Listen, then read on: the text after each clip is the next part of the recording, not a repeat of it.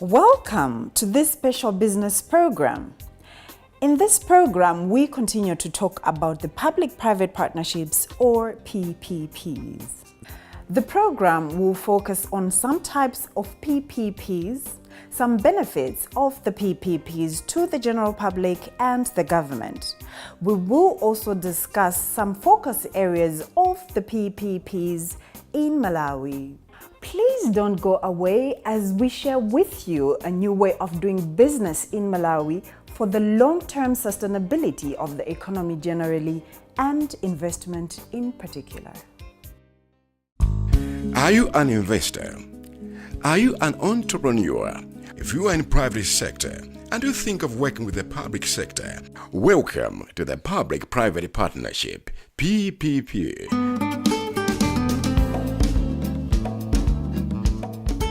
PPP is now the new way of doing business with the Malawi government. PPP involves a contract between a public sector authority and a private party. The private party provides a public service or project and assumes a substantial financial, technical, and operational risk in the project.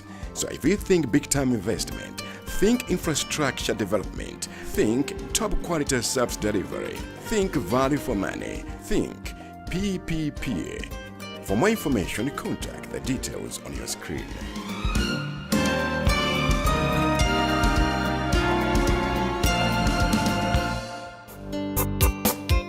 Let's look at some types of public-private partnerships or PPPs. Specific forms of PPPs are often referred to by special names. However, a single PPP can have the characteristics of several different forms, and new types may also emerge from time to time. There are different models of PPPs across the globe. It is also important to know that different countries across the globe have different definitions of the PPPs. The most commonly described PPP forms usually take into account the private sector risk, responsibility, and financing obligations. It is important, however, to note that investing in any venture is about taking a risk. At one end of the spectrum is the outsourcing of the routine operation, which involves the private sector conceiving, designing, building, operating, maintaining, and financing a project. When the arrangement takes this format, the private party assumes a considerable proportion of risk. This is one of the key characteristics of the PPP. So types of public-private partnerships include the service contract, management contract, lease, build, operate, and transfer, or BOTs, and concession, build, own, and operate, BOO, and divestiture, and the output-based aid, or OBA. Let's explain some of the PPPs. In a service contract PPP model, the public entity pays a fee to the private entity to provide a specific operational service. Service contracting is commonly referred to as contracting out, and it is quite commonly used by most private sector and public sector organizations as a means of cutting organizations' operating costs.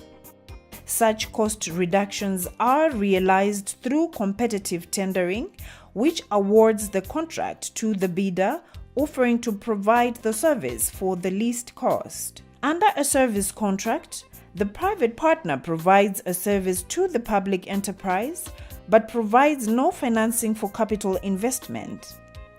The common example of this model of PPP in Malawi is the open bidding of services through the Office of the Director of Public Procurement, ODPP. When you see a public institution that has outsourced some services, such as a public hospital outsourcing the catering service, that is a typical service contract model of PPP.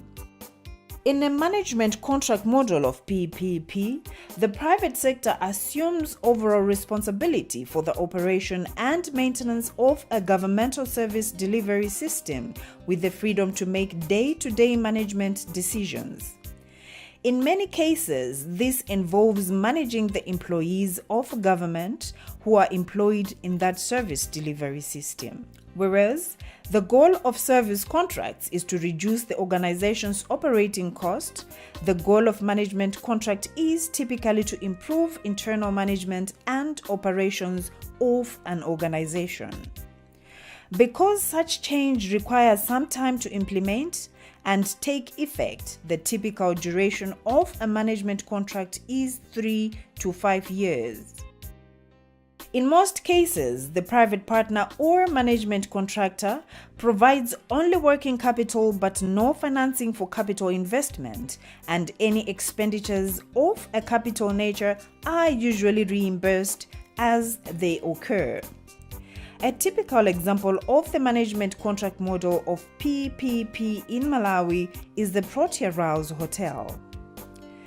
In a lease model of PPP, the objective is typically to improve the overall operating performance and quality of service from a public enterprise, as well as to attract limited financing from a private operator. Under a lease, the private sector service provider assumes responsibility for operating and maintenance of the leased property. In addition to the operating and maintenance of the facilities, the lessee is also responsible for funding the upgrading of certain assets. The duration of the payback period is generally from 5 to 10 years, depending on the payback period by the private operator. The objective of a lease is typically to improve the overall operating performance and quality of service from a public enterprise, as well as to attract limited financing from a private operator. Are you an investor? Are you an entrepreneur?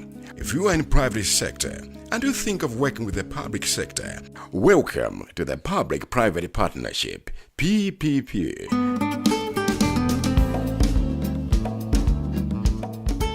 PPP is now the new way of doing business with the Malawi government. PPP involves a contract between a public sector authority and a private party. The private party provides a public service or project and assumes a substantial financial, technical, and operational risk in the project.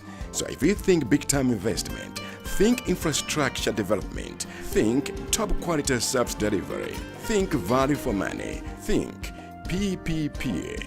For more information, contact the details on your screen.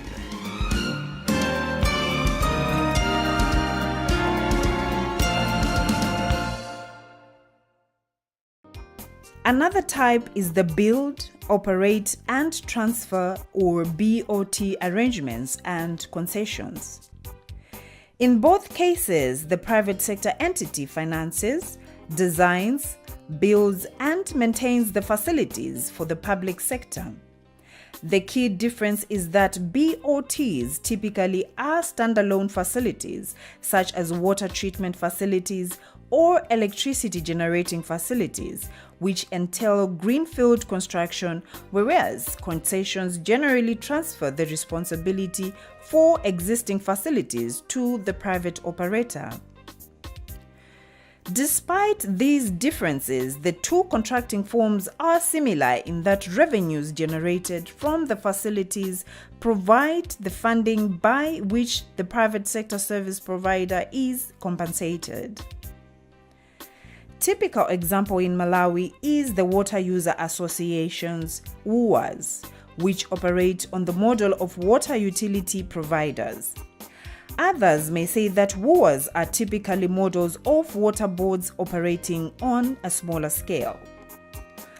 The build, own and operate (BOO) in many ways arrangements are similar to concessions and BOTs. All these forms transfer responsibility for operations, maintenance, and capital investment to the private sector. They also link the operator's remuneration with the tariffs or user fees. The key difference, however, is that BOOs and divestiture do not have a limit to their duration, whereas concessions and BOTs last between 20 to 30 years. In this case, both BOOs and divestiture are what would be termed privatization, or more precisely, in the case of BOOs, privatization in advance. The output-based aid model of PPP is unique in its own right. It is at experimental level because traditionally, many of the output-based aid PPPs were seen to be feasible only where tariffs or user fees could be set at a level that would allow full recovery of the cost of service. The costs include operations, maintenance, and depreciation.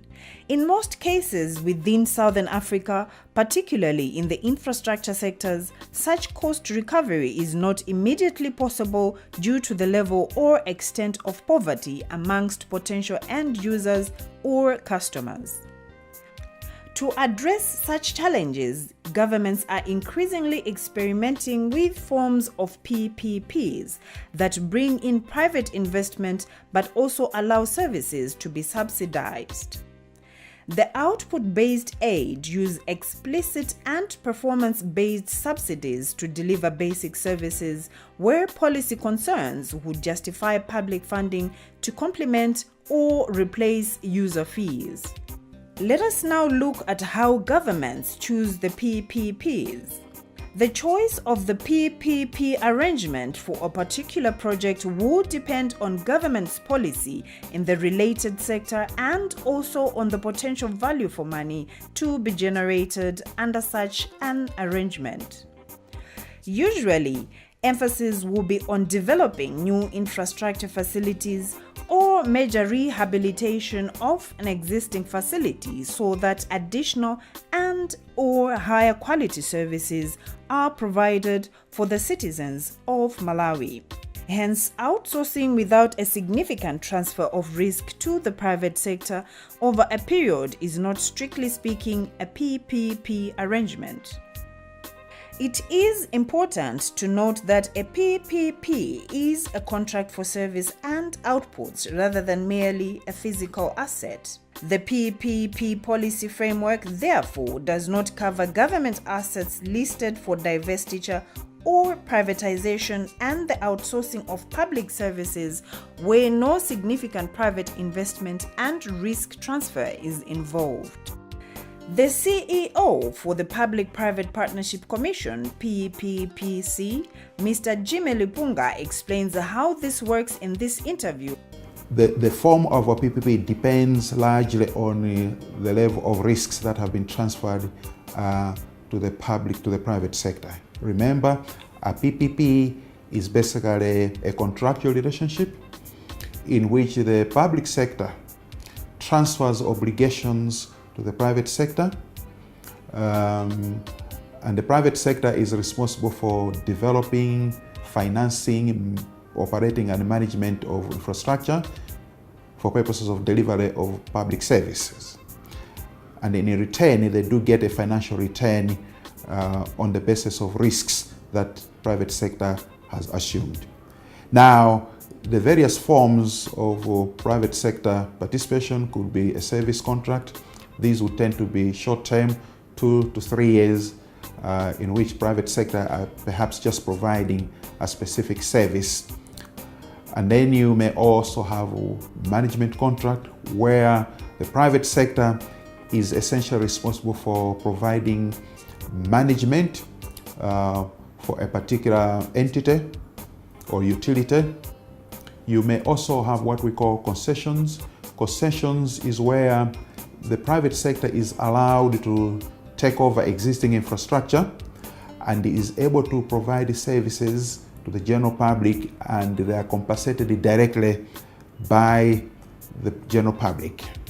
Normally, we refer to these as concession. You also have arrangements that are called BOT. BOT, there are so many variants, BOO, BOT.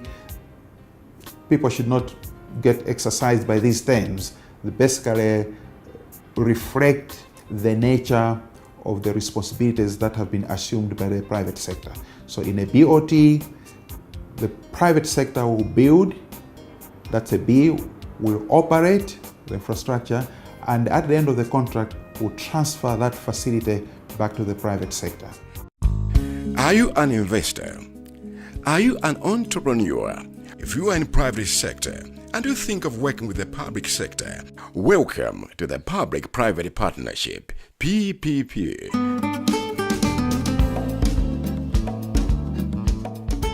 PPP is now the new way of doing business with the Malawi government. PPP involves a contract between a public sector authority and a private party. The private party provides a public service or project and assumes a substantial financial, technical, and operational risk in the project. So if you think big-time investment, think infrastructure development, think top-quality service delivery, think value for money, think PPP. For more information, contact the details on your screen.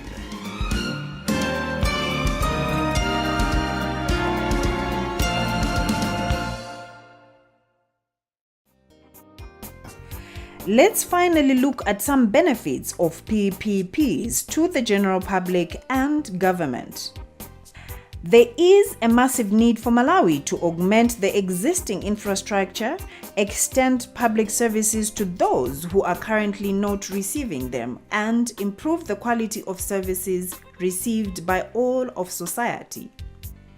Whereas traditional forms of contracting utilize the private sector for specific services to the government. PPPs are intended not only to provide government with a service, but to do so in a way that improves the long-term sustainability of the service through enhanced efficiency, stronger human and institutional capacity, greater accountability, and/or improved technology. PPPs have the potential to offer Malawi the following benefits: acceleration of infrastructure provision through mobilization of private sector capital through faster implementation of development projects because government would not have to wait until it can afford to address the matter. Reduced whole life costs because the private sector is always efficient. Better allocation of